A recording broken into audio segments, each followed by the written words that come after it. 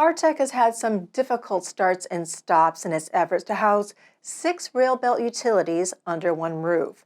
We talked to Delta Wind Farm owner Michael Kraft one-on-one in an exclusive where he tells us about some exciting developments. 6 years ago, the legislature wanted to see more cooperation between the 6 Railbelt utilities because they were kind of acting independently.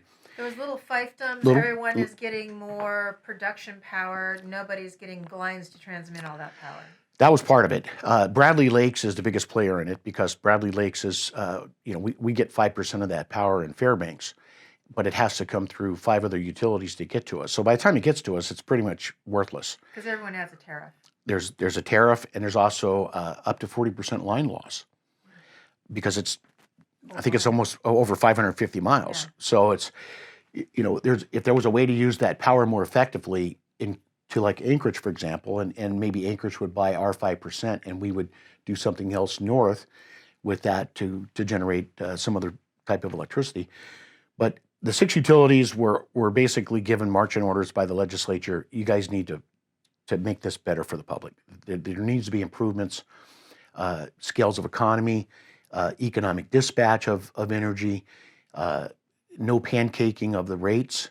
So, and what that refers to is, it comes through one utility, they have a specific rate, and that rate is measured in a couple different ways. One is by capacity, the other is by actually the amount of power that flows through. Then it goes through the next utility, and there's another pancake, and then the next utility, and then of course the Alaska Energy Authority owns the intertie between Anchorage and Cantwell, so they charge a rate.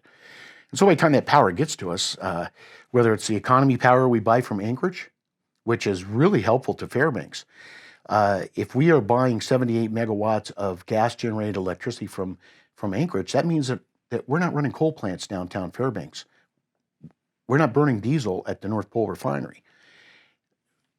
It cleans our air up, and so it has 2 values. There's an economic value because it is fairly reasonably priced power, but it also has environmental attributes. A series of stakeholder meetings and public presentations are being made up and down the Railbelt until the end of March. Reporting in Juneau, I'm Dorene Lorenz.